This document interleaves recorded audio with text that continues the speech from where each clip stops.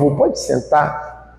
A senhora, o senhor que trouxe a sua Bíblia, abra ela no livro de Atos, capítulo 2, versículo 37.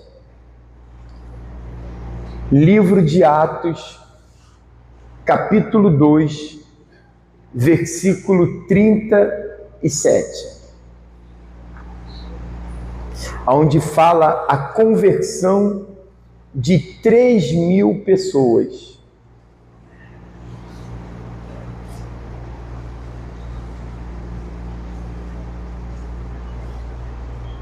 Encontraram? Quem encontrou? Muito bem. Nós iremos fazer aqui uma reflexão juntos da palavra do nosso Deus. E eu queria lhe dar uma recomendação para a senhora, para o senhor que está aqui nessa manhã.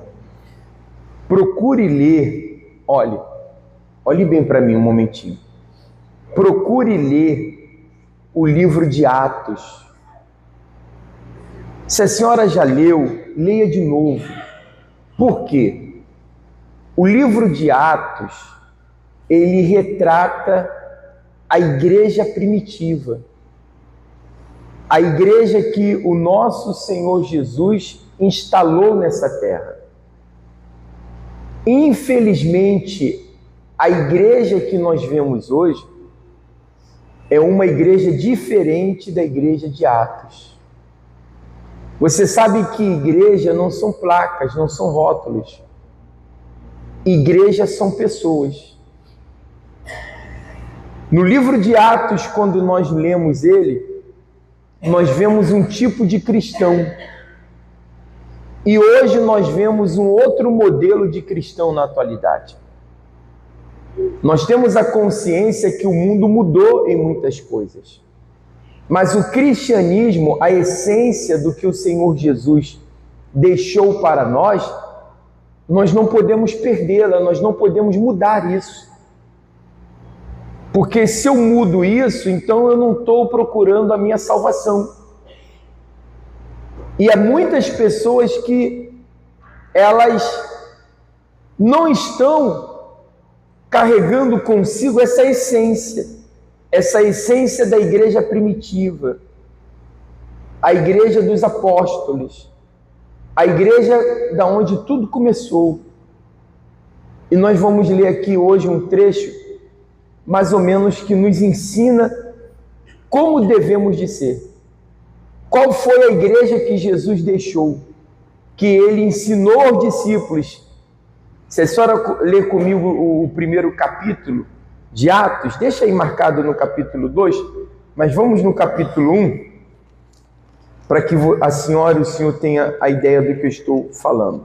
Olha só, no capítulo 1 diz assim, fiz o primeiro tratado, ó Teófilo, acerca de tudo que Jesus começou, não só a falar, mas a ensinar, até ao dia em que foi recebido em cima, depois de ter dado mandamentos pelo Espírito Santo aos apóstolos, que escolhera, os quais também, depois de ter padecido, se apresentou vivo, com muitas provas infalíveis, sendo visto por eles por um espaço de 40 por um espaço de 40 dias, e falando das coisas concernentes ao reino de Deus. Então o Senhor Jesus, durante 40 dias, ele ficou junto da onde?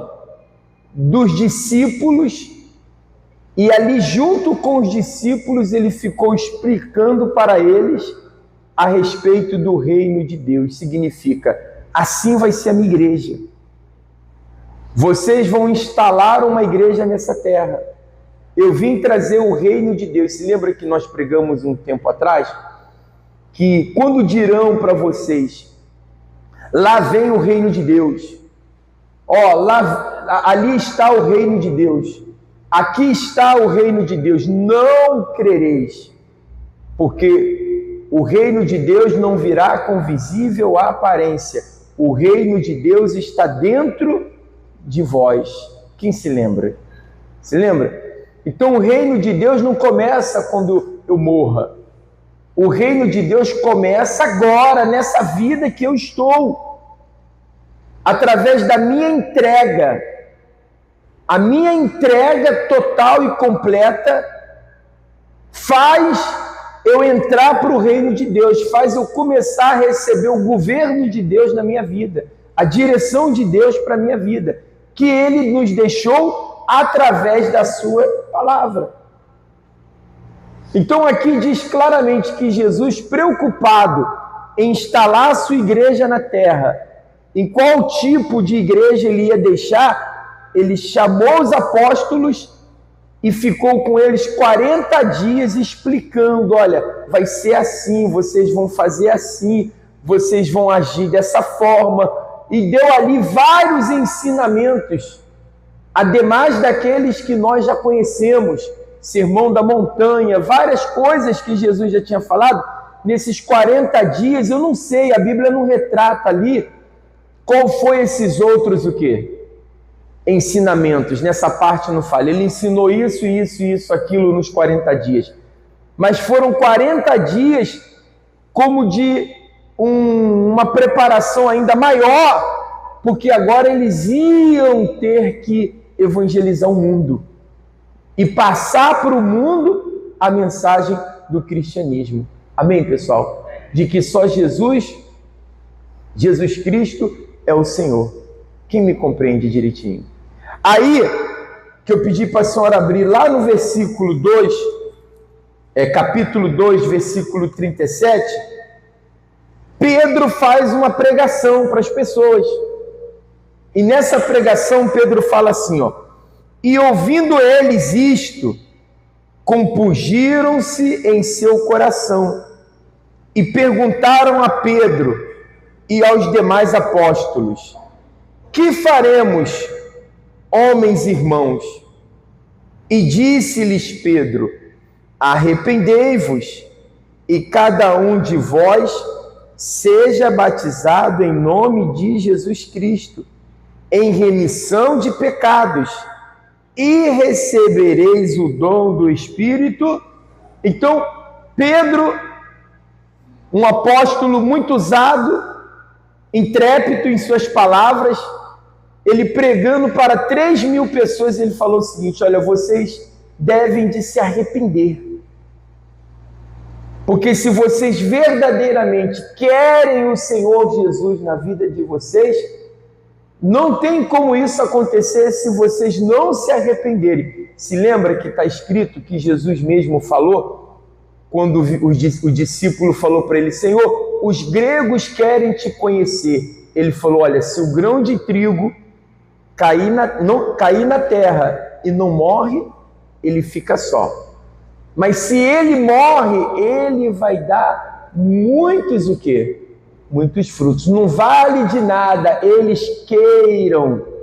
que eles queiram me conhecer, mas se eles não querem mudar, em outras palavras. Quem eram os gregos? Os gregos eram os filósofos, eram aquelas pessoas cuja inteligência eram avançada na época. Mas Jesus não se impressionou porque os inteligentes queriam conhecê-lo. Jesus, ele se impressiona quando ele vê uma pessoa que verdadeiramente está arrependida dos seus pecados. Porque o que adianta você ser uma pessoa muito inteligente, quer conhecer Jesus, mas não quer se arrepender dos seus pecados, não quer abandonar a velha vida, não quer deixar o velho homem para trás. Deus não me proíbe de ter conhecimentos, de ser uma pessoa inteligente, mas Ele sabe que certas coisas ou certas sabedorias desse mundo levam as pessoas a viverem uma vida pecaminosa.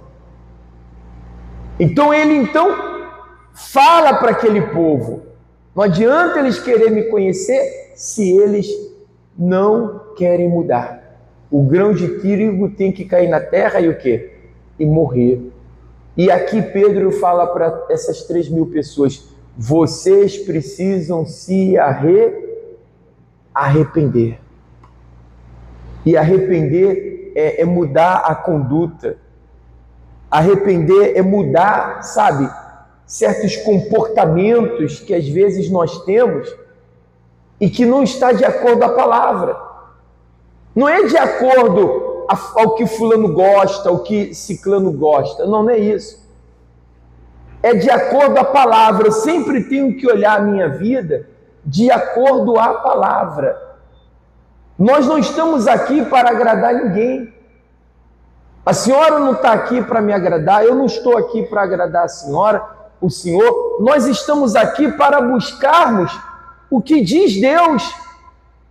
Porque é o que diz Deus que vai fazer a diferença na nossa vida. Porque se eu não procurar agradar a Deus, então Ele não pode ser comigo, Ele não pode me abençoar. Se a senhora não procurar agradar a Deus, Ele não vai poder ser com a senhora. Então o que adianta nós estarmos dentro de uma igreja, mas não estarmos com Deus conosco? E por que não estamos? Porque não estamos fazendo aquilo que Ele espera de nós, não estamos realizando a sua vontade. Eu não estou me arrependendo, eu não estou negando a minha vontade. O grande discurso do Senhor Jesus foi como esse de Pedro, que quando veio a multidão atrás dele, ele falou: olha, se vocês não negar a si mesmo, e carregar a cruz, vocês não podem ser meus discípulos. Vocês não podem vir atrás de mim apenas pela comida que perece.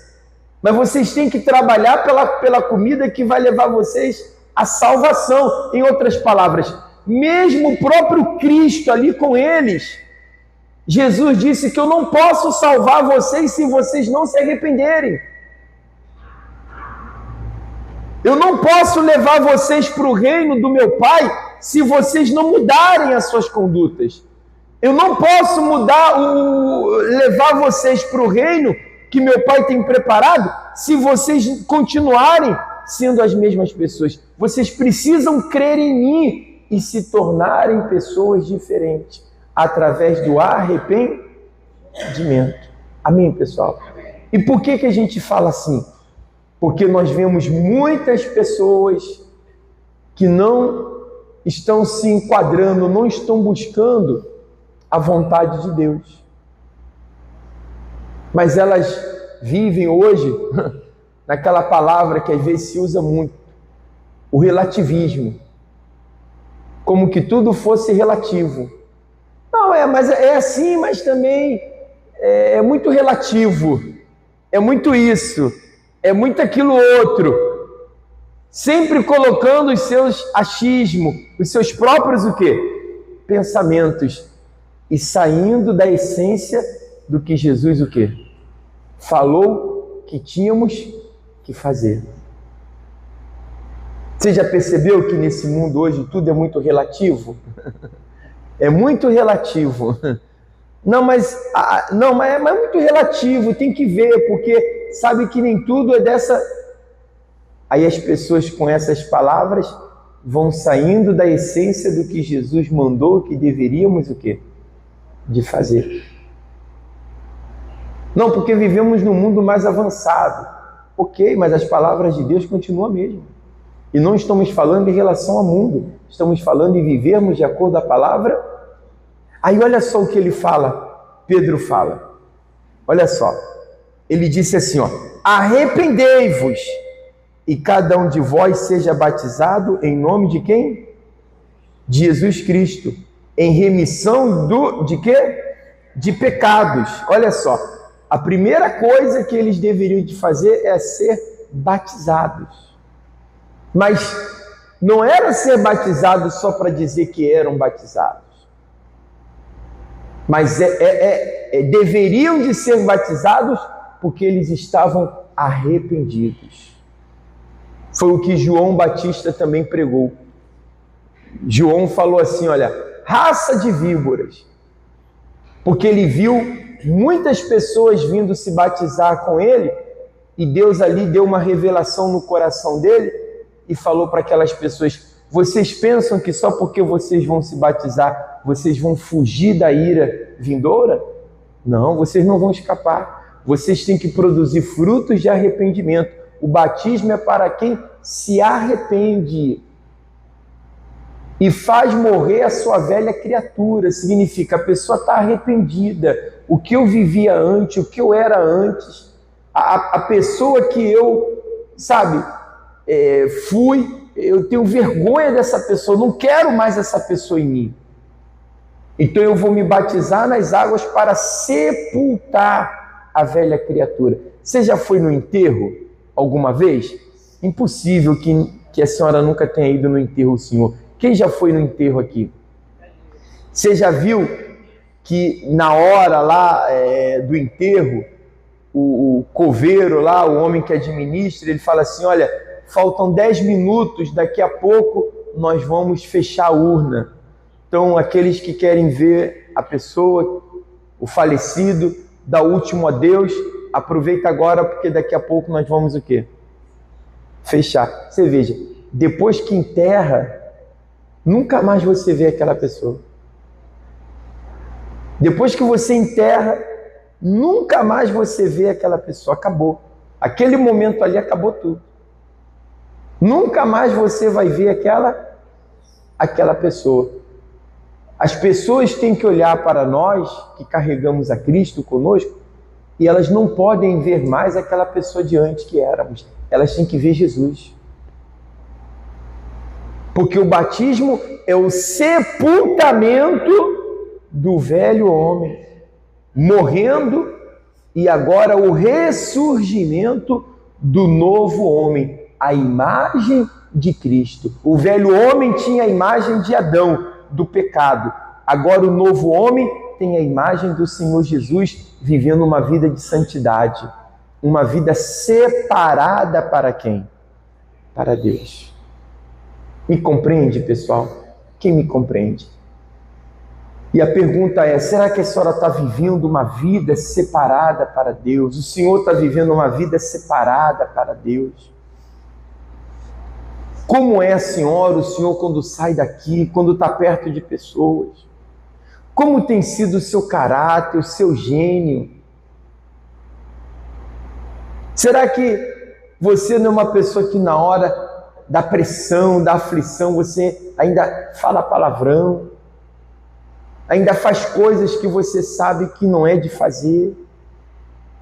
Nutre certos sentimentos que não é de nutrir? Isso não está no novo homem. No novo homem, ele está agora com os pensamentos do alto. Mas tem pessoas que ainda vivem muito essa terra. E sabe por que ela vive essa terra? Porque ela ainda não morreu para esse mundo. E por ela não morrer para esse mundo, a natureza carnal dela não foi sepultada. Ela ainda, vive como se o reino de Deus não existisse. Porque se ela cresce no reino de Deus, então ela saberia que ela teria que mudar, se arrepender, deixar a um lado muitas coisas. Amém, pessoal? Vamos continuar o discurso de Pedro? Ele continua dizendo assim, arrependei-vos e seja o quê? Batizado. Se a senhora está arrependida e deseja ser batizada, avisa-nos que vamos lhe batizar. Pastor, eu já até me batizei uma vez, só que eu voltei ao pecado, eu errei, eu fiz coisas que eu reconheço que não era para me ter feito. Já pedi perdão a Deus, ok, mas se a senhora voltou ao pecado, então é necessário a senhora se batizar sim. Porque existe uma diferença entre eu ter pecado, que todo mundo está sujeito a um erro, a uma falha, e você pede perdão a Deus, e você não faz mais aquilo de errado, porque você agora é uma nova o quê? Foi uma falha humana que todos podemos cometer. Agora, você um dia se batizou e voltou para o pecado, voltou para o mundo, voltou para as coisas mundanas, e agora novamente você está aqui na igreja. Não, você tem que se batizar novamente. E não é um segundo batismo, é porque aquele primeiro é como que você fez igual o que aconteceu lá com João Batista. Você se batizou, mas não se arrependeu de onde? Dos seus pecados. Porque se tivesse se arrependido, não teria voltado para eles. Verdade ou mentira? Fala, pessoal. Tá dando para entender direitinho? Quando a pessoa se arrepende, ela tem nojo daquilo. Ela nunca mais quer ver aquilo onde? Na vida dela. Desculpa fazer ou até falar dessa forma. Estou até gravando que vai passar, que depois vou botar lá na plataforma. Mas você já viu quando a pessoa vomita? Aquela coisa nojenta? Ninguém pega o vômito de volta. Você já viu uma pessoa vomitar e pegar o vômito de volta? Fala. Você já viu? Por quê? Fala. Por que a pessoa não vomita e pega o vômito de volta? Fala. Dá nojo? Porque é sujo? O que mais? Porque ela jogou fora o que não presta, não é? Tem uma parte na Bíblia que fala que nós não podemos ser como o cão que vomita e volta a lamber o próprio vômito. Se eu já botei para fora da minha vida o que não me presta, o que me dá nojo, como a senhora falou, o senhor falou, o que é nojento, como que agora eu vou voltar com isso para mim? Então por que a pessoa voltou com isso? Porque ela não estava arrependida. Ela não se converteu. Ela não ainda havia se tornado uma serva de Deus, um servo de Deus. Porque se verdadeiramente ela fosse isso, como que ela voltaria de novo para onde? Para o pecado. Você vê que a Bíblia fala que Pedro, antes de se converter, ele andava com Jesus, mas ele ainda não era o quê? Nós temos esse esclarecimento das Escrituras, que nem todo mundo que está dentro de uma igreja é convertido. Porque o próprio Pedro andava com Jesus e ainda não era convertido. E falava. E chegou até a expulsar o quê? Demônios. E certa vez Jesus chamou ele no cantinho e falou assim: Pedro, eu roguei por ti, para que a tua fé não desfaleça. Tu, quando se converteres, fortaleça os teus irmãos. Olha só o que Jesus falou para ele. Então eu não posso me enganar e pensar que todo mundo que está numa igreja é convertido. Se Pedro estava do lado do Senhor Jesus e ainda não era o quê? E fazia até a obra, mas não era. Você está vendo a gravidade das coisas? Ele andava do lado de Jesus, fazia até a obra, mas ainda não era convertido. Então eu não posso crer, ainda que eu queira ter bons olhos, que todo mundo que está na igreja já é o quê? Convertido. O que vai demonstrar essa conversão é a sua prática, é o seu comportamento.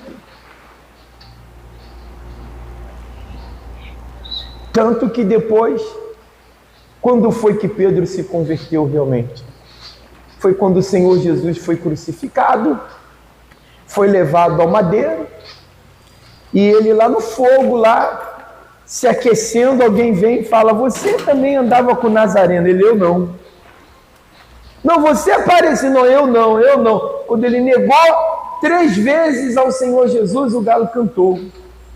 E ele lembrou que o Senhor Jesus falou para ele: você 3 vezes vai me negar. E quando o galo cantou, a Bíblia fala que ali veio sobre ele um arrependimento. Poxa, eu estou negando a Jesus. Eu estou negando ao meu Senhor, eu não posso fazer isso. E ali ele se converteu, ele se deu conta dos seus erros, das suas falhas. Se converter quando a pessoa se dá conta dos seus erros, das suas falhas. Que ela fala assim: não, eu estou errado. Eu estou errada. Eu sou assim mesmo. Eu sou muito estourado. Eu sou muito nervosa. Eu sou muito apegada a coisas materiais. Eu sou muito ranzinza ainda. Eu sou muito vaidosa ainda. Eu sou muito prepotente ainda. Eu sou muito isso, eu sou muito aquilo. É algo que o Espírito de Deus que vem e fala e toca. E a pessoa ela para e ela baixa a cabeça como Pedro, ela fala: é verdade, eu sou muito assim, Senhor. Eu tenho que me converter, eu tenho que mudar. Tem misericórdia de mim. E ela busca o Espírito Santo para nascer de novo. Mas tem pessoas que como que a ficha ainda não caiu, como que o Espírito Santo ainda não conseguiu falar com ela e mostrar para ela que ela ainda não é convertida, que ela é. Que esse jeito dela, que essa forma dela não é de uma pessoa de Deus ainda. De falar mal dos outros, de ficar com fofoca, de guardar ressentimentos, de não perdoar. Isso não é de Deus. Aí eu te pergunto, se a pessoa não está dando lugar ao Espírito Santo, vai ser a senhora falando que vai mudar? Vai ser eu falando que vai mudar? Pelo contrário, eu vou começar a arrumar inimigos. Porque cada vez que eu falar: ó, dona, a senhora tem que... Eu, hein? Esse pastor quer se meter na minha vida, sai para lá. Hã? Se vai uma amiga, pode ser teu irmão. Ô, irmã, não se mexe na minha vida, não. Na minha vida, quem sabe sou eu. Hã? Ou não é assim? Fala aí. Ela demonstra logo o Pedro antigo. Não vem não, tá?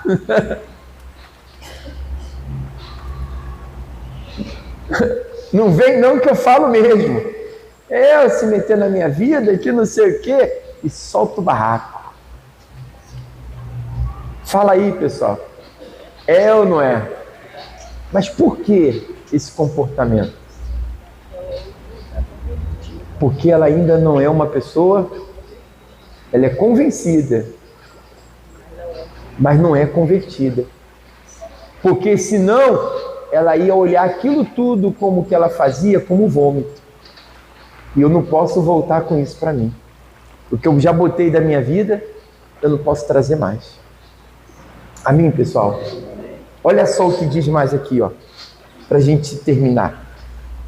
Para que recebesse o dom do Espírito, então eu só vou receber o Espírito Santo quando eu me Então por que muitas pessoas ainda não receberam o Espírito Santo?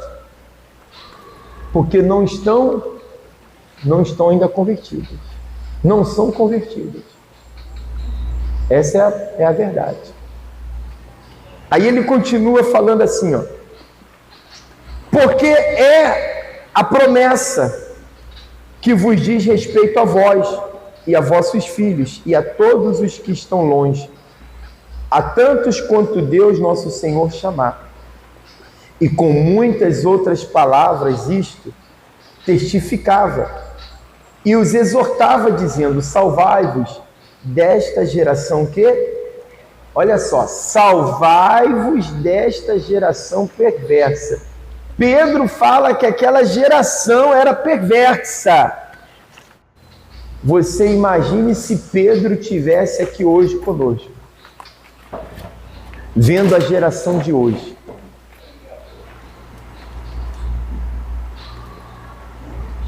vendo a geração de hoje, droga, prostituição, promiscuidade, vendo a geração de hoje, os filhos ingratos aos pais, filho que mata o próprio pai. Naquela época eu não escutava filho matar pai. Nem respondia ao pai. O pai falava, o filho abaixava a cabeça. Você imagine se Pedro, naquela época, ele disse que a geração era perversa. Imagine se ele olhasse o que acontece no mundo hoje, se ele tivesse a visão do que esse mundo é hoje. Então, eu tenho que me guardar da geração perversa. A Bíblia fala que nos dias de Noé, a terra estava corrompida e cheia de violência, mas Noé andava com Deus. Pessoal, nessa geração perversa que estamos vivendo, nós temos que procurar andar com Deus. Porque se você deixar se influenciar por esse mundo, e por isso é que muitos hoje não se convertem, porque por mais que venham a uma igreja, ainda são influenciados de acordo aos pensamentos desse mundo e não conseguem deixar para trás o velho eu, a velha criatura. Ele fala claramente, olha, se afaste dessa geração que perversa. Eu estava falando ontem que se os dias não viessem ser abreviados,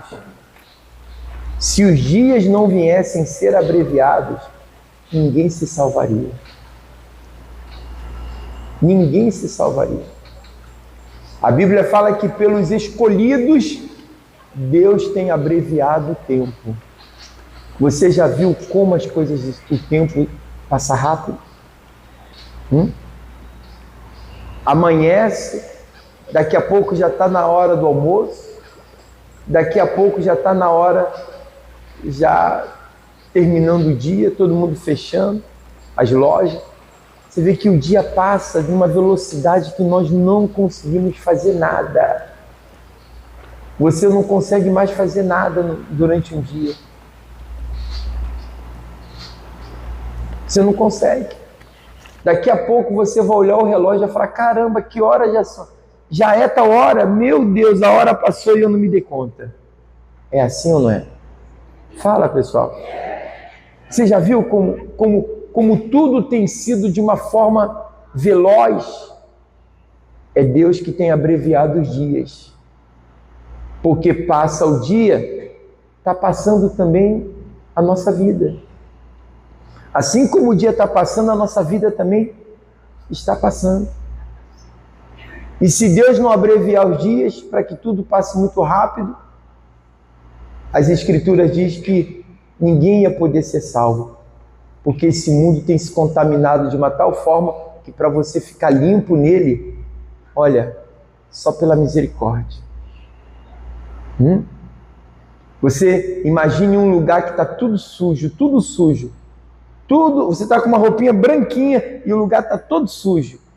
Você não pode tocar em nada, porque se você tocar, sujou.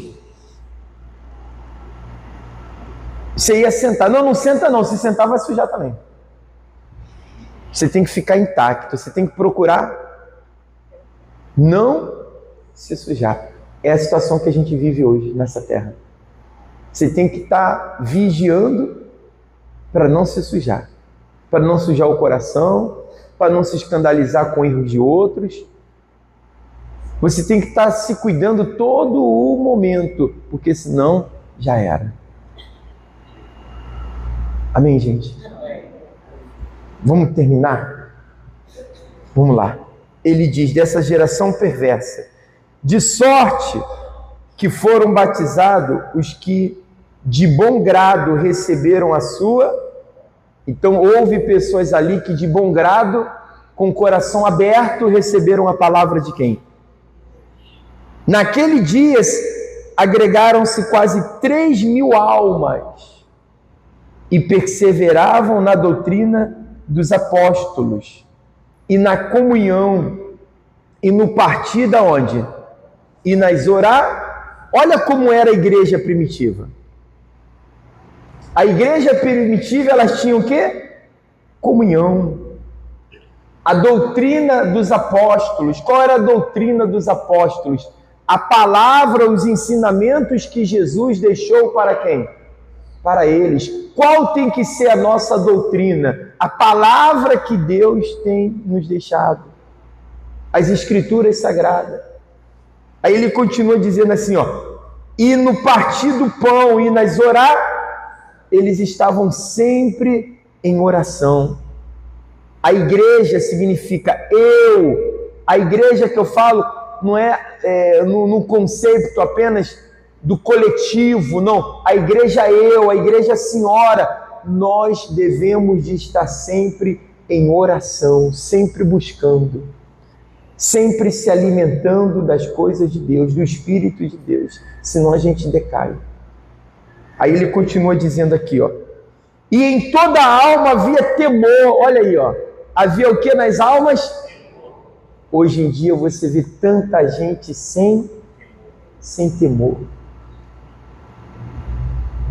sem consideração a Deus, tratam a Deus de qualquer maneira, fazem as coisas de qualquer forma.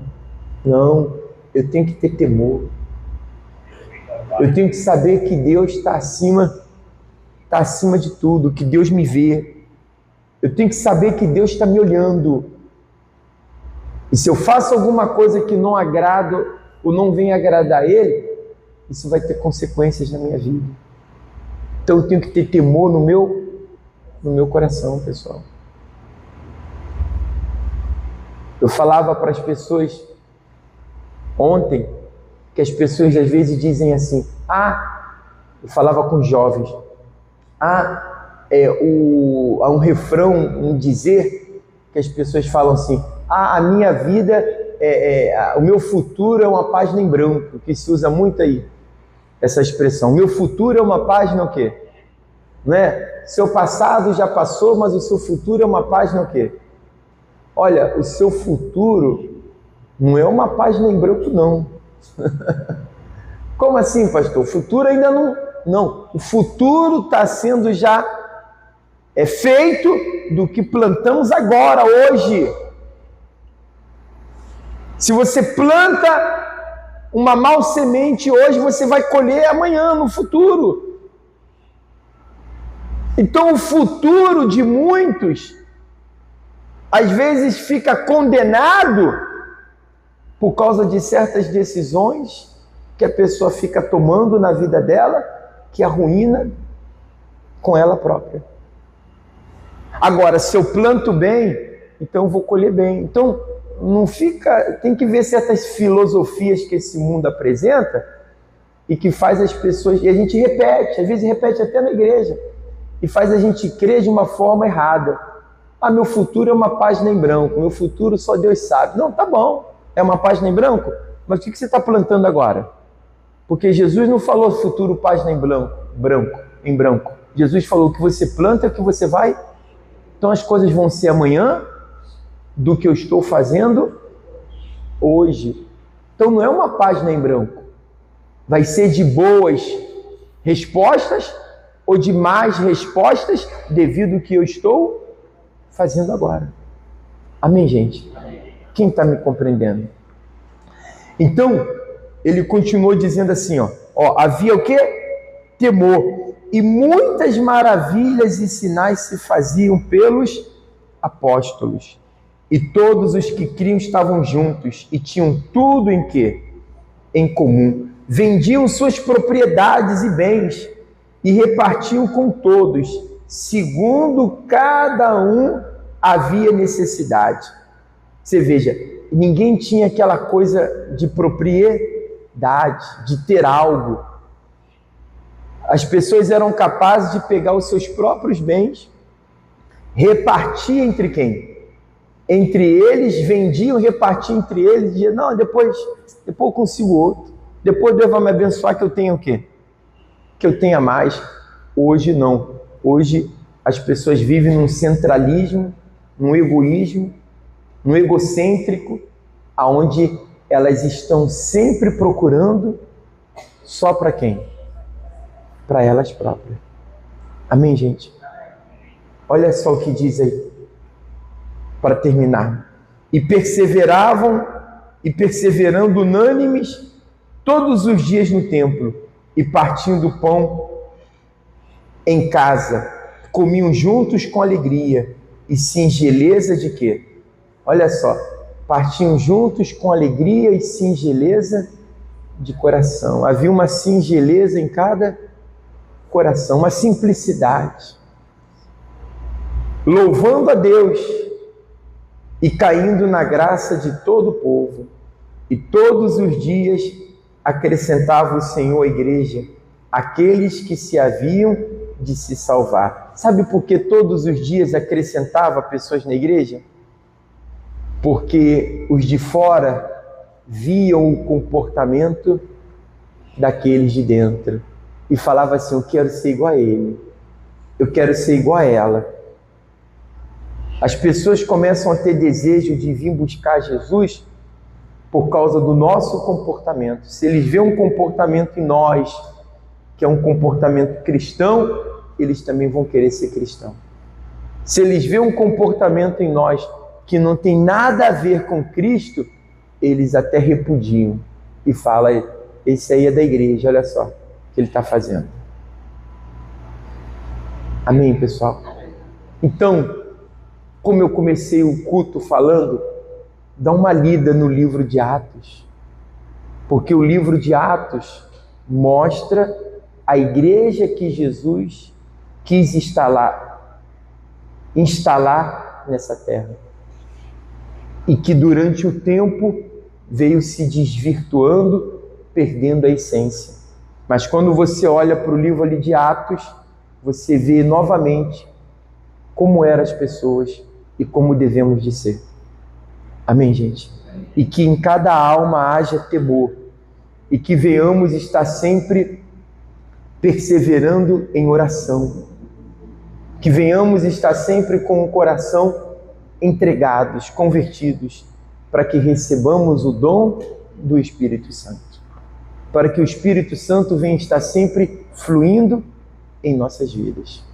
Por favor, fique de pé em nome de Jesus. Compreenderam? Sim ou não? Então vamos viver isso. Feche seus olhos nesse momento.